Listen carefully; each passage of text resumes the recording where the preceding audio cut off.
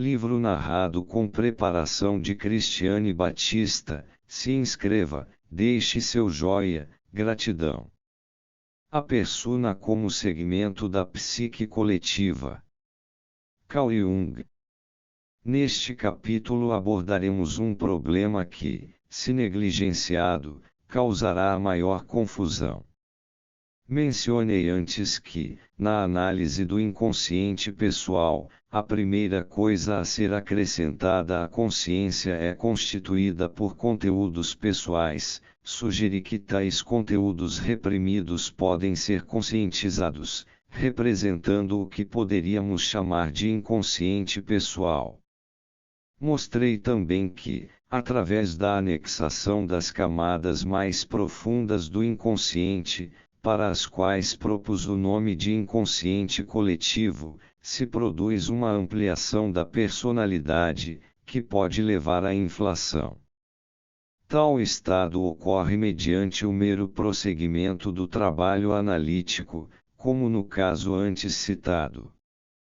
Continuando a análise, acrescentamos à consciência pessoal certas qualidades básicas e impessoais da humanidade, fato este que desencadeia a inflação descrita anteriormente e que pode ser encarada como uma das consequências desagradáveis da plena conscientização. A consciência pessoal é mais ou menos um segmento arbitrário da psique coletiva. Ela consiste numa soma de fatos psíquicos sentidos como algo de pessoal. O atributo pessoal significa, pertencente de modo exclusivo a uma dada pessoa. Uma consciência apenas pessoal acentua com certa ansiedade seus direitos de autor e de propriedade no que concerne aos seus conteúdos, procurando deste modo criar um todo.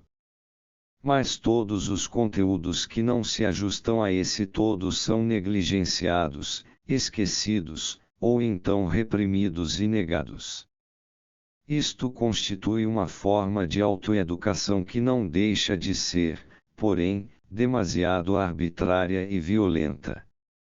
Em benefício de uma imagem ideal, a qual o indivíduo aspira a moldar-se, sacrifica-se muito de sua humanidade.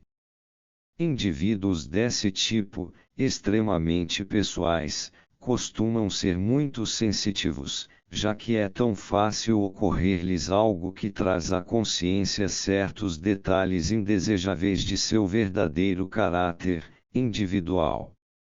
A este segmento arbitrário da psique coletiva, elaborado às vezes com grande esforço, dei o nome de persona.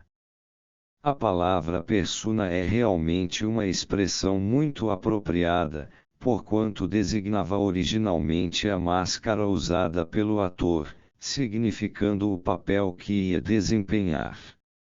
Se tentarmos estabelecer uma distinção entre o material psíquico consciente e o inconsciente, logo nos encontraremos diante do maior dilema. No fundo, teremos de admitir que a afirmação acerca do inconsciente coletivo, isto é, de que seus conteúdos são gerais, também é válida no que concerne aos conteúdos da persona. Sendo esta última um recorte mais ou menos arbitrário e acidental da psique coletiva, cometeríamos um erro se a considerássemos, a persona, in toto, como algo individual. Como seu nome revela, ela é uma simples máscara da psique coletiva, máscara que aparenta uma individualidade, procurando convencer aos outros e a si mesma que é uma individualidade, quando, na realidade, não passa de um papel, no qual fala a psique coletiva.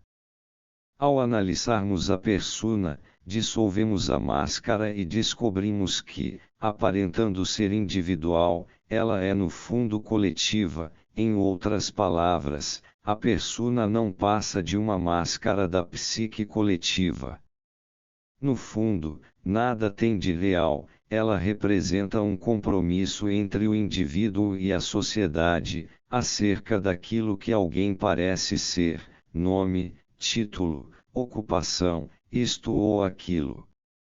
De certo modo, tais dados são reais, mas, em relação à individualidade essencial da pessoa, representam algo de secundário, uma vez que resultam de um compromisso no qual outros podem ter uma cota maior do que a do indivíduo em questão.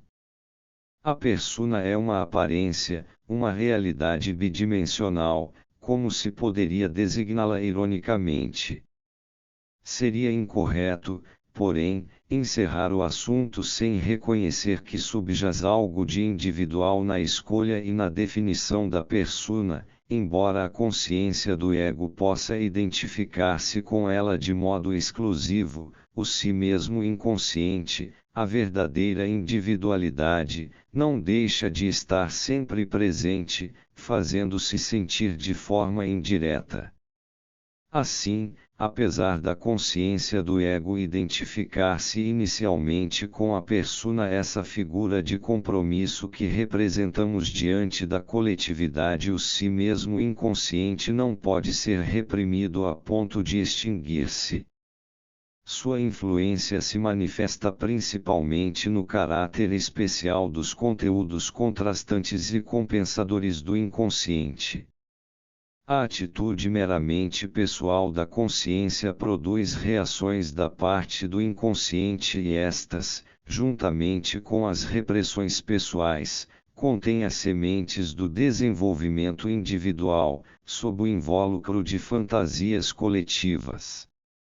Mediante a análise do inconsciente pessoal, a consciência se abre e é alimentada pelo material coletivo, que traz consigo elementos da individualidade. Sei muito bem que isto é incompreensível para os que desconhecem meus pontos de vista e minha técnica e principalmente para os que encaram o inconsciente do ponto de vista freudiano. Mas se o leitor lembrar-se do exemplo já citado da estudante de filosofia, poderá ter uma ideia aproximada do que aqui estou tentando formular. No início do tratamento, a enferma era quase inconsciente da fixação que subjazia à sua relação com o pai.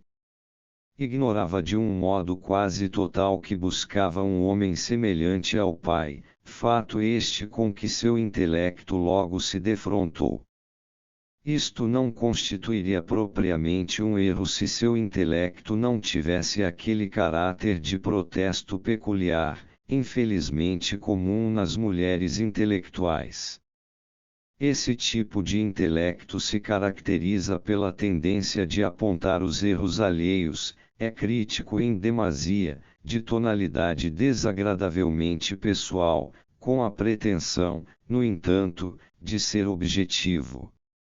Isto geralmente irrita os homens, sobretudo se a crítica a eles endereçada, como acontece muitas vezes, tocar-lhes um ponto fraco, em benefício de uma discussão fecunda, seria justamente este o ponto a evitar.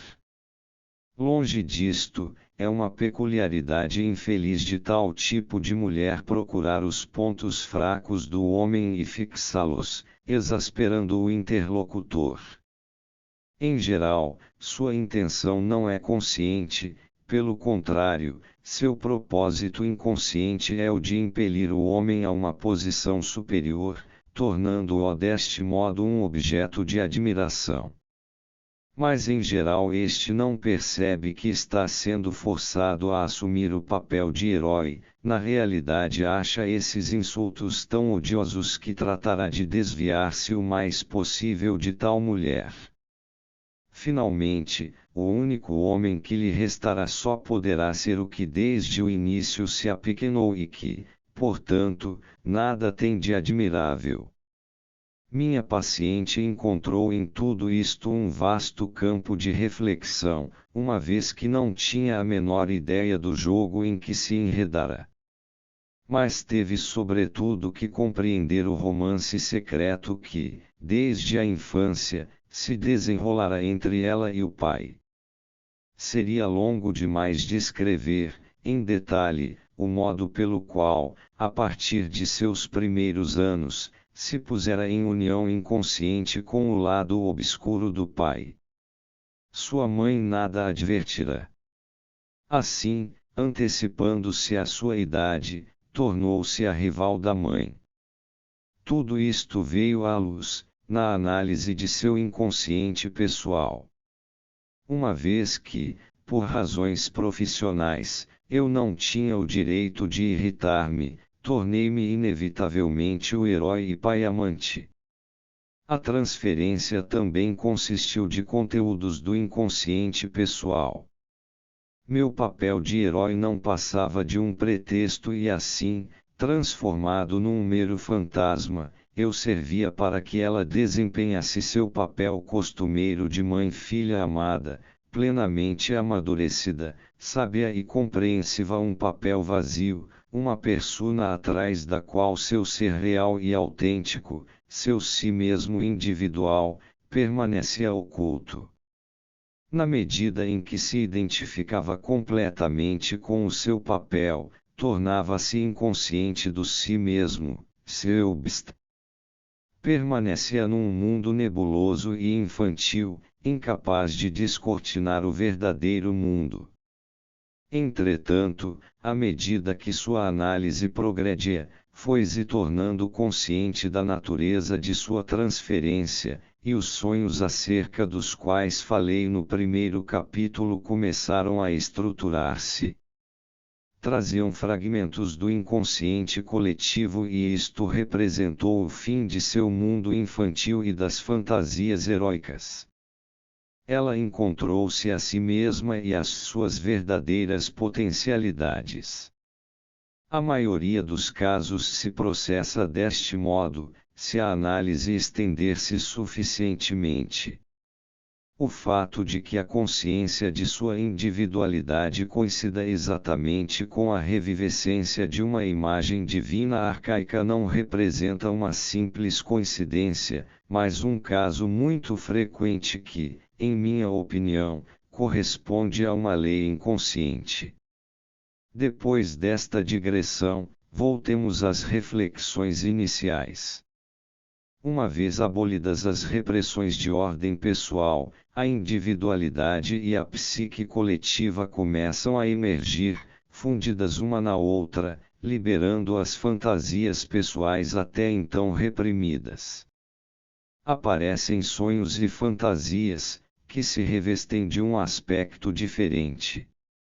O cósmico parece ser um sinal infalível das imagens coletivas. As imagens de sonhos e fantasias são associadas ao elemento cósmico, tais como tempo e espaço infinitos, a enorme velocidade e a extensão dos movimentos, conexões astrológicas, analogias telúricas, lunares e solares, alterações nas proporções do corpo, etc.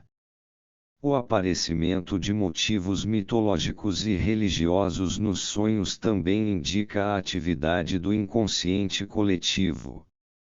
O elemento coletivo é anunciado muitas vezes por sintomas peculiares dos sonhos em que se voa através do espaço, a modo de um cometa, ou se tem a impressão de ser a Terra, o Sol ou uma estrela, ora se é extraordinariamente grande, ora pequeno como um anão, ou, como um morto, chega-se a um lugar estranho, num estado de alheamento, confusão, loucura, etc. Do mesmo modo, podem ocorrer sentimentos de desorientação, vertigem e outros semelhantes, juntamente com os sintomas de inflação. A riqueza de possibilidades da psique coletiva confunde e ofusca. Com a dissolução da persona desencadeia-se a fantasia espontânea, a qual, aparentemente, não é mais do que a atividade específica da psique coletiva. Tal atividade traz à tona conteúdos, cuja existência era antes totalmente ignorada. Na medida em que aumenta a influência do inconsciente coletivo, a consciência perde seu poder de liderança. Imperceptivelmente, vai sendo dirigida, enquanto o processo inconsciente e impessoal toma o controle.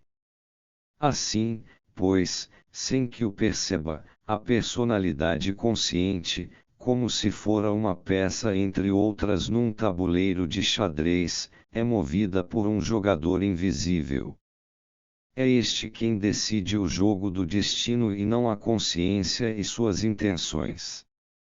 No exemplo anteriormente citado, foi deste modo que se processou a liberação da transferência, apesar de afigurar-se tão impossível à consciência.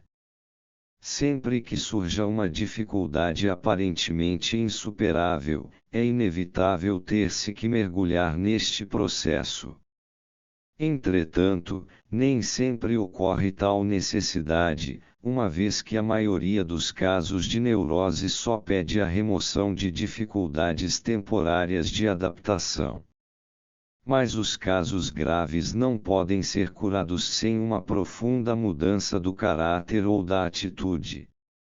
Na maioria dos casos, a adaptação à realidade exterior exige tanto trabalho, que a adaptação interior, voltada para o inconsciente coletivo, só pode ser considerada a longo prazo. No entanto, quando a adaptação interior se torna um problema, provém do inconsciente uma atração singular e irresistível, que exerce uma influência poderosa na direção consciente da vida.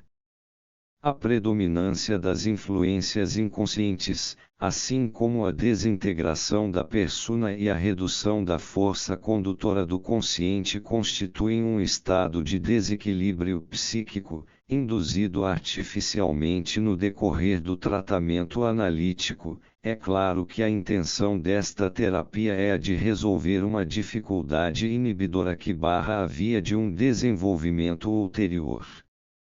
Naturalmente há inúmeros obstáculos que podem ser superados com um bom conselho e com um pouco de ajuda moral, ajudados pela boa vontade e compreensão por parte do paciente. Deste modo são obtidos excelentes resultados e até mesmo a cura. Não são raros os casos em que não há necessidade de dizer uma só palavra acerca do inconsciente. No entanto, há dificuldades frente às quais não se vislumbra qualquer solução satisfatória. Nessa eventualidade, se o transtorno do equilíbrio psíquico não ocorreu antes do tratamento, certamente aparecerá durante a análise, e às vezes sem qualquer interferência do médico. É como se tais pacientes estivessem à espera de uma pessoa de confiança a fim de entregar-se e sucumbir. Essa perda de equilíbrio é, em princípio, semelhante a um distúrbio psicótico, isto é, difere dos estádios iniciais da doença mental pelo fato de conduzir finalmente a uma saúde mais plena, enquanto que nas psicoses há uma destruição crescente. No primeiro caso, a pessoa entra em pânico e como que se abandona diante de complicações aparentemente desesperadas. Em geral, tudo começa por um esforço pertinaz de dominar a situação problemática pela força de vontade, ocorre então o colapso e essa vontade diretora é completamente aniquilada. A energia assim liberada desaparece do consciente e cai no inconsciente. É então que costumam sobrevir os primeiros sinais da atividade inconsciente. Assinalo aqui o exemplo do jovem que sucumbiu à psicose. Evidentemente, nesse caso, a energia que desapareceu da consciência ativou o inconsciente. O resultado imediato foi a brusca alteração dos sentidos. Podemos imaginar que se o jovem mencionado tivesse uma mente mais forte, tomaria a visão das estrelas como uma imagem salvadora, conseguindo então encarar o sofrimento humano sub specie aeternitatis, e neste caso seu equilíbrio seria restaurado. Deste modo, um obstáculo aparentemente invencível seria superado. Assim, pois, encaro a perda de equilíbrio como algo adequado, pois substitui uma consciência falha, pela atividade automática e instintiva do inconsciente, que sempre visa a criação de um novo equilíbrio. Tal meta será alcançada sempre que a consciência for capaz de assimilar os conteúdos produzidos pelo inconsciente, isto é, quando puder compreendê-los e digeri-los. Se o inconsciente dominar a consciência, desenvolver-se-á um estado psicótico. No caso de não prevalecer nem processar-se uma compreensão adequada, o resultado será um conflito que paralisará todo o progresso ulterior. O problema da compreensão do inconsciente coletivo coloca-nos diante de uma considerável dificuldade, que será o tema do próximo capítulo.